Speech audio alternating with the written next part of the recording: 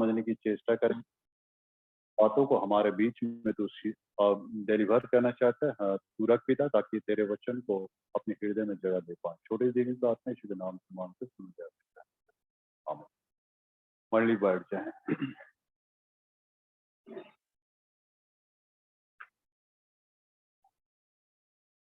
तो आज हमको फिर ऐसा लग रहा था कि मन हम अकेले गा रहे हैं चर्च में, नहीं। आप लोग का सिर्फ वैसा मुंह हिल रहा है, जैसा सिनेमा में नहीं होता हीरो हीरोइन सिर्फ मुंह हिलाता, वैसे ही लग रहा था। तो हम टिपिया हटा के देखे तो अच्छा, हाँ गा रहा, आदमी लोग गा रहा है, पब्लिक गा रहा, कांग्रीगेशन गा रहा, तब थोड़ा सा एश्योरेंस हमको मिल गया, हम अकेले नहीं है ना। दाऊद की राजा होशन्ना है ना।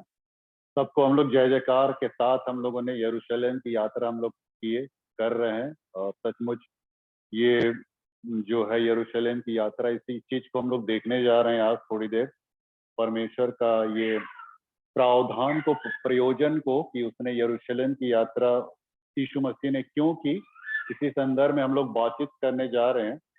और ये हमारे लिए खुशी का भी बात है और पीड़ा की भी बात है, व्यथा पीड़ा की भी बात है कि प्रभु यीशु मसीह किस हद तक अपने जीवन को वहां पे समेटे हुए था।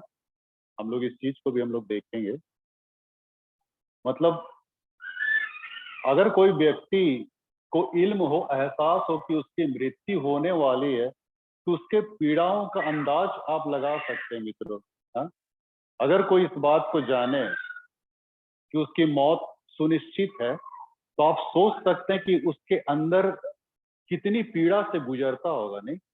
अब जैसे यीशु मसीह, वो जानता था कि मेरा यरूशलेम जाना खतरे से खाली नहीं, ताकि यहूदी लोग पूरा एक मत हो चुके थे और शास्त्री फरीसी लोग जो धर्म के ठेकेदार थे, सारे लोगों को उन्होंने कह दिया था कि ज्यों ही यरूशलेम में यीशु मसीह को देखो, त्यों ही तुम लोग खबर करना और हम लोग उसको पकड़ लेंगे, मारेंगे, डालेंगे, उसको मार डालेंगे। ये सारी चीजें वहां पे पूरा माने पूरा ये पूरा तय की जा चुकी थी। और न सिर्फ वहीं पे तय की गई थी, बल्कि पिछले संडे भी हम लोगों ने देखा, काइफा महायाजक ने इस बात का प्रोक्लेम किया था। काइफा महायाजक, इस व्यक्ति को पूरे यहूदी जाति के लिए मरना पड़ेगा। और न सिर्फ पूरे यहूदी जाति, बल्कि जितनी भी तितर बितर संतान है, सर्वत्र जगत के मानव जाति के लिए यीशु मसीह को मरना ही पड़ेगा, कुर्बान होना ही पड़ेगा। पिछले संडे हम लोग देख रहे थे। तो यीशु मसीह हर हाल में उनको इस मृत्यु को माने एडॉप्ट करना था, इस मृत्यु को एडॉप्ट करना था। क्योंकि हम लोगों ने पिछले संडे एक बात को और देखा कि वह यीशु की मृत्यु क्यों हुई। उसमें एक बिंदु को हमने ये भी देखा था कि वो व्यवस्था को पूर्ण करने आया था। अब व्यवस्था में एक बात और रह गई थी जिसको उसको पूर्ण करना था। और वो क्या था? व्यवस्था की कौन सी बात है जिसको पूर्ण करना बाकी रह गया?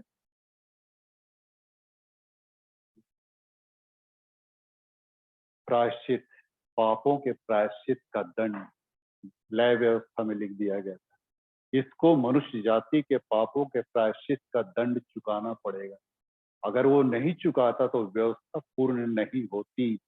इसीलिए उसको हर हाल में, चूंकि व्यवस्था दी जा चुकी, हम लोगों ने पिछले बार भी देखा, व्यवस्था दी जा चुकी थी, परमेश्वर ने व्यवस्था को दिया था। और इस व्यवस्था अगर पूर्ण नहीं होती, पूरा नहीं होता, तो फिर ये व्यवस्था बेकार और नाकाम हो जाती। तब प्रभु का देना इस व्यवस्था का बिल्कुल कोई मतलब नहीं रह जाता।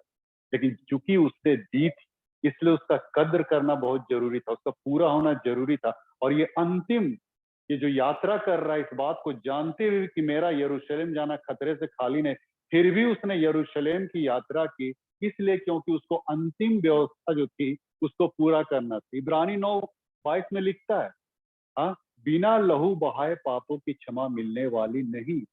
जब तक लहू नहीं बहेगा तब तक इंसान के गुनाह की क्षमा नहीं मिलेगी। पहले तो जानवरों का लहू बहता था, लेकिन अब जानवरों का लहू बहाने की कोई आवश्यकता नहीं, क्योंकि यीशु मसीह पृथ्वी पे आके अपने आप को इस रूप में ले आए। इसलिए वो यरूशलेम की यात्रा को उसने किया मित्रों। तो हम यहाँ पे इसी यात्रा पे हम लोग थोड़ी देर विचार करेंगे। ये यात्रा माने क्या मायने रखता हमारे जीवन में, क्या उसका माने उसका क्या प्रभाव हमारे जीवन में कर सकता है, थोड़ी देर हम लोग देखेंगे। हालांकि बहुत सारी बातों को हम लोगों ने बहुत पहले भी देख चुके थे। अभी 7-8 साल से मैं इसी पदस्थल पे मैं भाषण दे रहा हूँ, तो ये सारी चीजें हो सकता है दोहराई जाए, तो ऐसा भी हो सकता है मित्रों। और ठीक है, मैंने 1 तारीख को मैंने कहा था ना, 1 जनवरी को कपिल शर्मा शो में एक बार शत्रुघ्न सिन्हा आया था एज ए गेस्ट बन के, तो उसने एक बात को जो बोला था, बड़ा मार्केबल बात बोला था कि इस पृथ्वी पे नई कुछ भी नहीं है, नया कुछ भी नहीं है, सारी बातें वही पुरानी है, लेकिन हम उस चीजों को हम किस रूप में हम पेश करते हैं, यही सबसे माने नयापन। हम किसी भी चीज को किस रूप में वहां पे प्रोसीड करते हैं या प्रोड्यूस करते हैं, इसी में नयापन है। अदरवाइज सारा चीज पुराना ही है। इस चीज को मैंने पहले भी कहा था, और सही में ये शत्रुघ्न सिन्हा जो भी बोले, और हम वही चीज कह रहे हैं कि 8 साल से हम इस वचन को पूरी बताते आ रहे हैं, तो हम लोग फिर हो सकता है इसका फिर से आपका दोबारा भी हो सकता है। तो खैर एनीवे, आप दोबारा भी होगा, तिबारा भी होगा, चौबारा हो सकता है, कुछ नई बातें उभर के सामने आ जाए तो अच्छी बात है भाई। तो खैर एनीवे, तो यीशु मसीह यहाँ पे यरूशलेम की यात्रा कर रहा है, और हम लोग सभी कोई जानते हैं कि ये यरूशलेम की यात्रा उसका अंतिम यात्रा था। और ये इस समय जब संडे को जब वो चला था, तो वो बैतनिया में था। बाइबल कहती है वो बैतनिया में था, लाजर मार्था मरियम के घर में। और बैतनिया से यरूशलेम की दूरी यूहन्ना 11:18 में लिखा है कि 2 मील की दूरी था, बैतनिया से यरूशलेम। अब ये 2 मील की दूरी उसको तय करना था, और यहाँ बैतनिया से जब आरंभ किया तो उसने किस पशु का सहारा लिया? गधे का, है ना। बहुत सारे देवी देवता है, सभी ने अपने अपने जानवरों को, अपने पशुओं को उन्होंने रखा नहीं। यहाँ से दुर्गा माता जी शेर का सवारी किया है ना, विश्वकर्मा भगवान हाथी का सवारी किया, गणेश जी चूहा का, है ना, सरस्वती जी हंस का। मैंने हर एक भगवान देवी देवता को देखते हैं तो उन लोग अपने अपने किस, अब पर प्रभु यीशु मसीह गधा का चुनाव कर दिया, भला बताइए। कभी कभी आप लोग को ऐसा लगता है और कुछ नहीं मिला प्रभु को तो गधा ही चुन लिया, है ना। गधा थोड़ा सा हम लोग के लिए क्या, एक तो फ्रेज कहावत है ना। हाँ? कोई नॉनसेंस का काम करता है तो उसको क्या बोल देते हैं? गधा कहीं, है ना।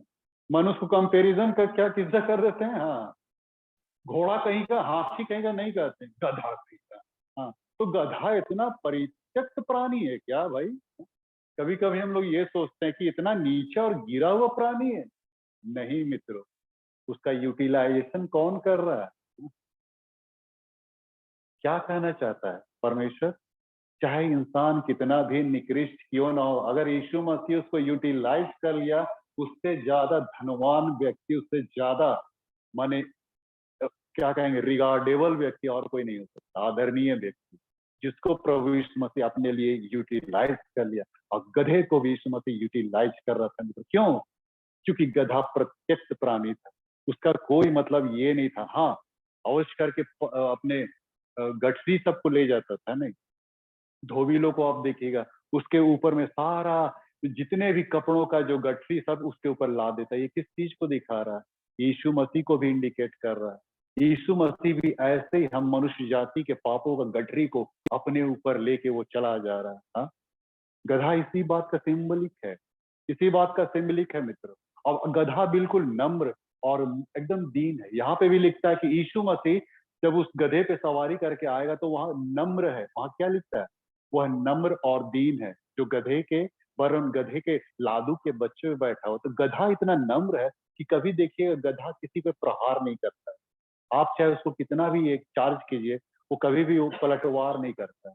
यीशु मसीह के विषय में भी यही लिखा है, वो गाली सुनकर कभी गाली नहीं दिया, वो दुख उठाकर भी किसी को दुख नहीं, किसी को हर्ट नहीं किया मित्र। इतना इतना मतलब प्रेमी और न्यायी और इतना नम्र और दीन, एकदम शून्य कर दिया। फिलिपी के पत्री में हमने क्या पढ़ा? उसने आपको ऐसा शून्य कर दिया, शून्य कर दिया, एकदम फिगर उसका जीरो डाउन कर दिया। मैंने अपने आप को परमेश्वर की समानता में होने के बावजूद मैंने मनुष्य में आ गया, और मनुष्य के साथ ही साथ वो इतना डाउनफॉल चला गया अपने आप का। आज आप माता पिता हैं, अपने बच्चे को आप 0 से शुरू करते हैं, वो 100 तक जाए, नहीं 90% आए तो 95 आए, 97 आए, 98 आए, 100 आए। लेकिन यीशु मसीह को देखिए, वो 100 से नीचे 0 चला गया। यही तो सफलता की सीढ़ी है मित्र। हम लोग जिस ऊंचाई को खोजते हैं, चाहते हैं 0 से शुरू करके 100 पे जाएं, प्रभु सिखाना चाहता है कि 100 से होकर तुम 0 में जाओ। नगण्य हो जाओ, तुच्छ हो जाओ, एकदम बिल्कुल निकृष्ट हो जाओ, तब मैं तुम्हारे लिए काम करूं। गधा को उसने काम में मिलाया, इसलिए कि वो निकृष्ट और परित्यक्त प्राणी था, जानवर था, तब उसको यीशु मसीह काम में लाया। और लोग उसके साथ यीशु मसीह की जो होशन्ना जय जयकार के नारे, गधा को भी इस बात का सम्मान मिल रहा था। हाँ? क्या गधा को सम्मान नहीं मिला? यीशु को भी सम्मान मिला तो गधे को भी सम्मान मिला, और गधा भी उस पथ पे चला जिस पे यीशु मसीह को चलना था, और गधा का भी रिगार्ड हुआ, उसको भी महिमान्वित किया गया, पूरा कपड़े बिछाए गए, खजूर की डालियों से स्वागत किया गया। गधा भी कितना 36 इंच हो गया होगा सीना, नहीं? हाँ, मैं एक तो स्टोरी पढ़ रहे थे, अभी याद आ गया, एक तो स्टोरी पढ़ रहे थे, एक मूर्ति का स्थापना करना था, एक गांव में एक मूर्ति की स्थापना करनी थी। तब मूर्ति को गधे के ऊपर में लोड किया गया, और गधे को आगे आगे और जुलूस पीछे पीछे, है ना, होसन्ना, होसन्ना नहीं मतलब हिंदू लोग, तो मैंने उसको मैंने ये करके उसको ले जा रहे हैं ना, तो उस मूर्ति को ले जा रहे हैं, और सब लोग एकदम अदब से झुक झुक के प्रणाम कर रहे हैं। तो गधा थोड़ा कंफ्यूज हो गया, उसको लगा कि हमको प्रणाम कर रहा, सम्मान कर रहा है। अब लिया एकदम वल्ले वल्ले, है ना, हाँ, भांगड़ा नाचने, तो खुशी से एकदम उछलने कूदने लगा। हाँ, मेरा इतना मान सम्मान हो रहा है ऐसा। और जब उछलने लगा, कूदने लगा, तो मूर्तियां क्या हो गया धड़ाम से। हाँ, उसके बाद तो आदमिया लोग डंडा निकाल के जे उस पे, है ना, हाँ, पील पड़ा। हाँ, गधा वो सोचने लगा, अरे अभी थोड़ी देर पहले आदमी लोग बड़ा मतलब एकदम माने मान सम्मान और आदर दे रहा था, हाँ? इतना मतलब क्या बोलेंगे, माने इतना आदाब बजा रहा था। इतना आदाब बजा रहा था, अभी जस्ट अभी लोग, और अभी मेरे पीठ पे बजाने शुरू कर दिया इन लोग। हैं, वो भी खड़ा खड़ा सोचने लगा, क्या यार, तो भी मतलब आदमी लोग गधा है ना, तू भी गरिया, ये आदमी लोग गधा, मतलब वैसा बोला नहीं होगा, मैं अपने से बना रहे। खैर एनीवे, तो मैंने वो, मैं कहना क्या चाहता हूँ मित्रों, यह सिर्फ स्टोरी नहीं है। मेरे कहने का यहाँ पे ये मतलब है कि कभी कभी क्रेडिट हम अपने ऊपर ले लेते हैं। क्रेडिट किसको दिया जा रहा है? यीशु मसीह को दिया जा रहा है। गधा को इस बात का इल्म नहीं होना चाहिए कि ये जो मैं यहाँ पे जा रहा हूँ, लोग जो सम्मान कर रहे हो, होशन्ना के जय जयकार के नारे, तो मैं इसका क्रेडिटेबल नहीं हूँ, मैं इसका क्रेडिट नहीं लूंगा। हम लोग कभी कभी गलती कर जाते हैं। जिसको हमको क्रेडिट देना है परमेश्वर को, उसको देने के बजाय हम खुद अपने ऊपर ले लेते हैं। जैसे कभी कभी हम गाना अच्छा गा लेते हैं, हम अच्छा उपदेश देते हैं, तो इसका क्रेडिट हम किसको दे देते हैं? अपने आप को। रेवरेंड के भी ख्याल को, कितना सुंदर गाता है, नहीं? कितना अच्छा वक्ता है, खबरदार रहेगा मित्र। आपके आप जैसे कि आज के पुलपिट का संस्कार हुआ मित्रों, इस पुलपिट से आपका मोटो यही रहेगा कि कैसे आप प्रभु यीशु मसीह को प्रोड्यूस किए। आप कभी भी ये मत ये सोचिए कि हम रेवरेंड का खालसों को, हम अपने आप को हम प्रोड्यूस करें, ऐसा कभी नहीं सोचिएगा। ये पुलपिट दिया ही गया है यीशु मसीह को प्रोड्यूस करने के लिए, यीशु मसीह को लोगों के बीच में प्रतिपादित करने के लिए, लोगों के बीच में लाने के लिए। तो वैसे ही मतलब वहां पे होना चाहिए। उस गधे को भी इस बात का इल्म नहीं होना चाहिए कि ये मेरे चलते, मेरे सम्मान में लोग झुक रहे, नहीं, लोग यीशु मसीह को सम्मानित कर रहे हैं। तो इस बात को हमेशा हम लोग को ख्याल, जैसा वो गधा नाचने डेगने लगा, है ना, वो भी गधा कंफ्यूज कर गया, है ना, तो वैसा हम लोग को भी नहीं होना चाहिए। नजरअंदाज हम लोग को नहीं, किसको सम्मान देना नहीं देना, ये हम लोग को अच्छी रीति से आना चाहिए मित्रों। इसी चीज को पहले भी हमने कहा कि उसमें हम लोग और नहीं जाएंगे, है ना, यहीं पे हम लोग। तो ये गधे को उसने यूटिलाइजेशन किया, और ये गधे को उन्हें सम्मान दिया, और उसने कहा कि गधे को मेरा प्रयोजन है। उसने कहा गधे को मेरे यूटिलाइज करना है गधे को। और सही में पुराने नियम को आप पढ़िएगा तो हर जानवर को पहलौठा कहा, लेकिन गधे को परमेश्वर पहलौठा नहीं कहा, है ना, बल्कि ये कहा कि इस गधे के पहलौठे के संति में मेमने दे के इसको छुड़ाना। गधे का छुटकारा किसके आधार पे था? मेमने का बलिदान करने के आधार पे। निर्गमन 13:13 में लिखा है, मेमने के बलिदान के द्वारा इस गधे का छुटकारा होगा, अदरवाइज नहीं होगा। गधे के को पहलौठापन उसको हक नहीं मिला था, लेकिन मेमने के द्वारा इसको माने वो हक, वो अधिकार मिलेगा। आज हम लोग भी गधे, है ना, हम लोग को भी प्रभु एक तरह से गधा ही कह रहा है कि हमें तेरा प्रयोजन, प्रभु चाहता है हमें इसका प्रयोजन, हमारा छुटकारा जो है, हमारा हमारा छुटकारा उस मेमने के बहाए गए लहू के द्वारा ही संभव है, जिसको उसने यहाँ पे पुराने नियम में भी कहा, किसको गधे की पहलौठी की संति मेमना देके उसको छुड़ाना, ऐसा लिखता है। तो मेमना किसको कहा गया? यीशु मसीह को कहा गया, है ना।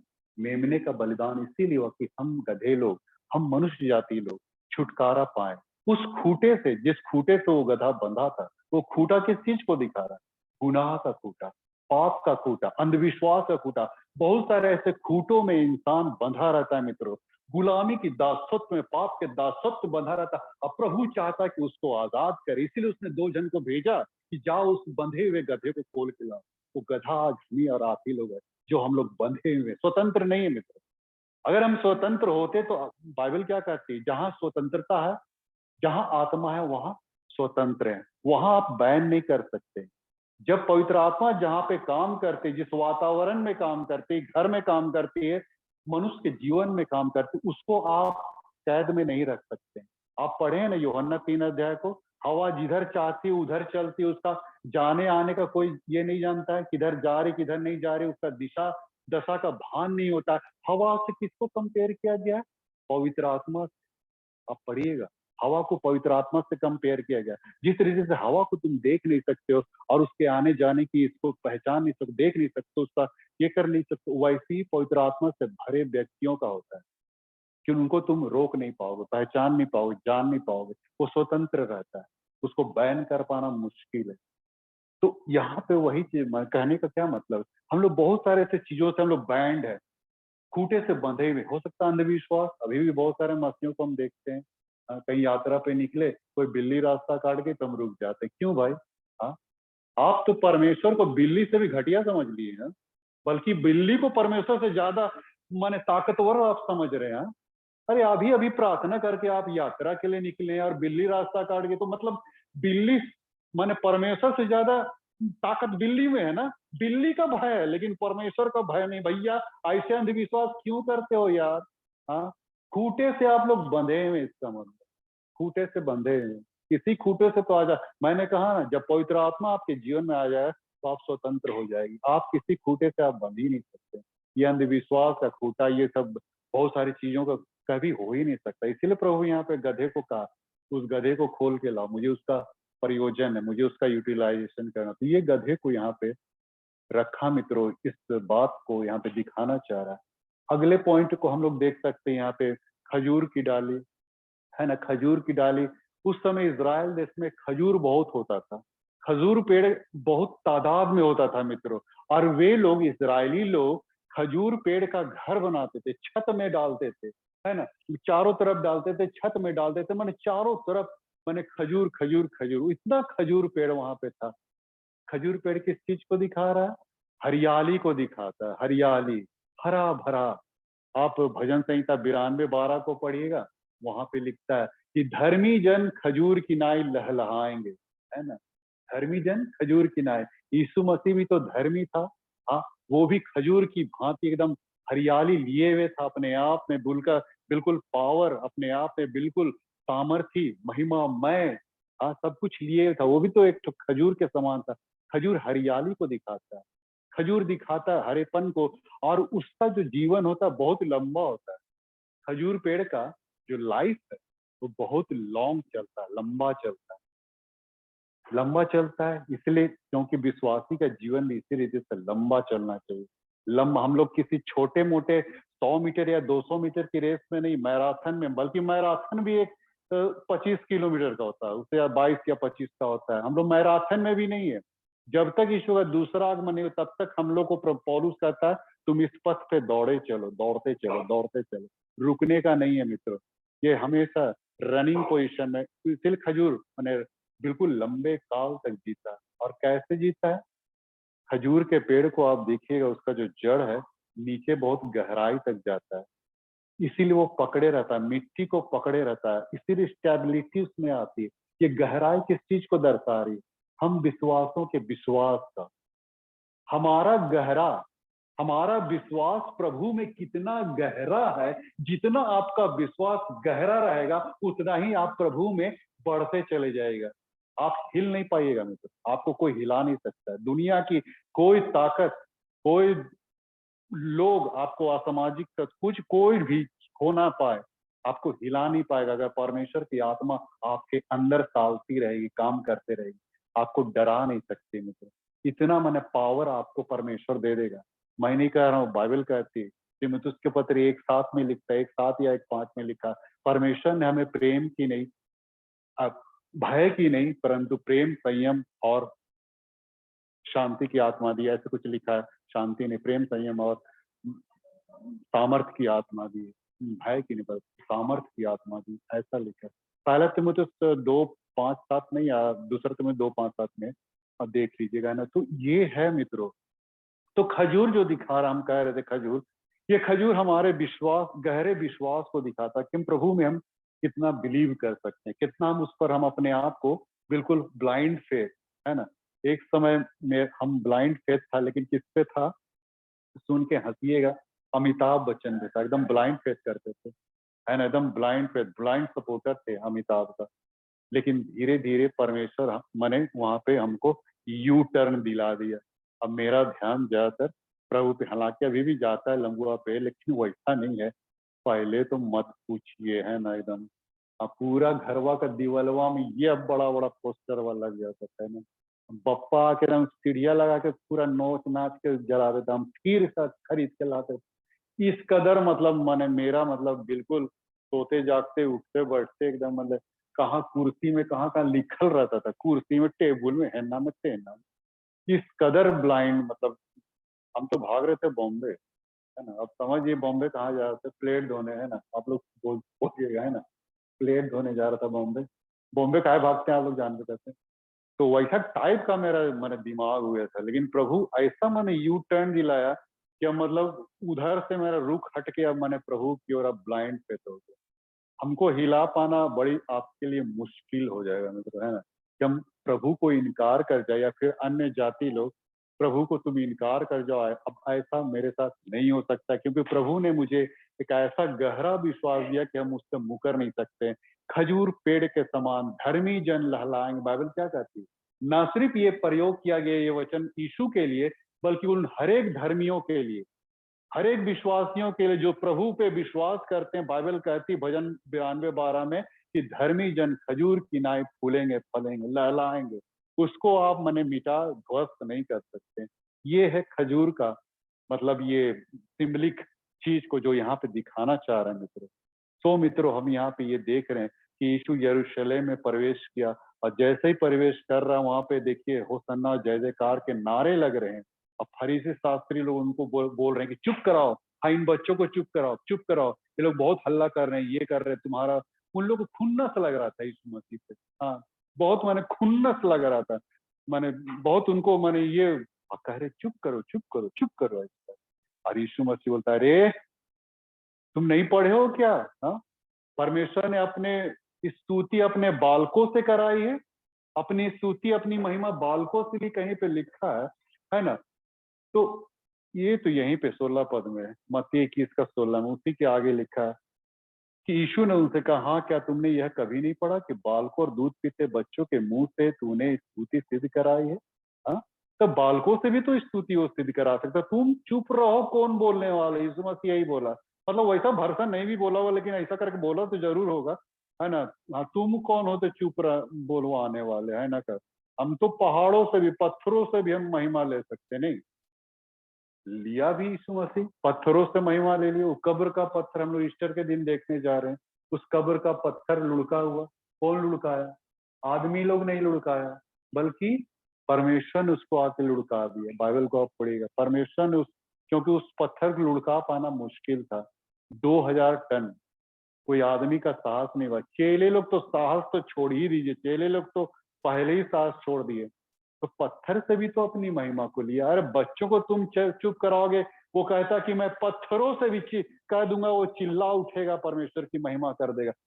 कब्र का पत्थर लुढ़का के उस बात का प्रमाण दे दिया कि यीशु मसीह का किलोत कब्र में नहीं है। अरे बच्चों को चुप कराओगे, महिलाओं को चुप कराओगे, पुरुषों को चुप कराओगे, वो पत्थरों से, दीवालों से, गधी से। आपको पता होना चाहिए पुराने नियम में गधी का मुंह खोल दिया था परमेश्वर, नाबाल के सामने, उसका नाबाल की गधी थी, गधी का मुंह खोल दिया, अब मनुष्य की भाषा में बोलने लगा वो गधी।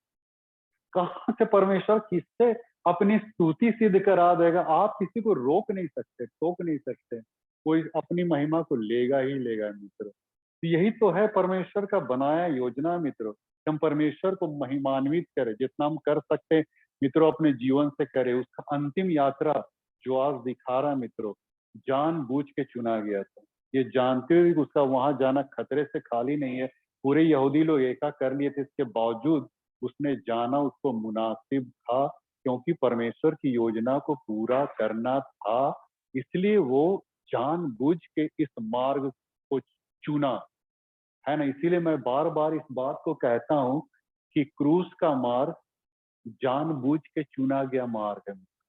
हाँ, आपको कोई ठेलेगा नहीं, आप इसको चुनिए नहीं, वो जानबूझ के अपने आप में उसमें डिसाइड कर लेना है, हमको इस पथ पे हमको चलना है, इस क्रूस को उठा के हमको चलना है। और यीशु मसीह ने भी उस क्रूस को उठाया अपने कांधे पे और ले चला उस गलगथे की ओर। कितनी बड़ी बात थी मित्रों, ये सब कुछ जानते हुए उसने सारा कुछ को प्रोविजन को पूरा कर रहा था, उस रास्ते को। एक एक जन, अभी कल से हम लोग पवित्र वीक में घुसेंगे, होली वीक में, और क्या क्या उसने किया, है ना, उसका क्या क्या स्ट्रेटजी था, या क्या क्या उसकी योजनाएं थी, योजनाबद्ध। हम लोग प्रतिदिन एक एक तो घटना को हम लोग हर एक वक्ताओं के मुख से सुनेंगे मित्रों, जो उसने प्रतिपादित किया, पूर्ण किया, और तब अपने आप को इस रूप में उस गुड फ्राइडे में क्रूस का तक ले गया मित्रों। ये सब कुछ हम मनुष्य जाति के लिए कर रहा था, ताकि हम और आप उद्धार पाए, त्राण पाए, स्वतंत्र हो। और आज जो भी संगति को आज दिया है, सब यीशु मसीह की ही देन है मित्रों, वरना हम आपको नहीं जानते, ना आप हमको जानते।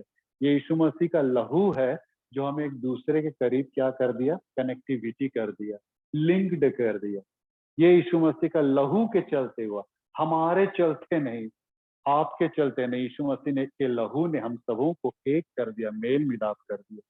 इसीलिए यीशु मसीह का ये सारा प्रोविजन, प्रावधान जो उसने किया मित्रों, हम उसके लिए हार्दिक रूप से हम धन्यवादित रहें यीशु मसीह के प्रति, और अपने जीवन में हमेशा उसको हम पकड़े रहें, उसको हम लोग चलते रहे, उस पर हम लोग भरोसा करें, बिलीव करें मित्रों।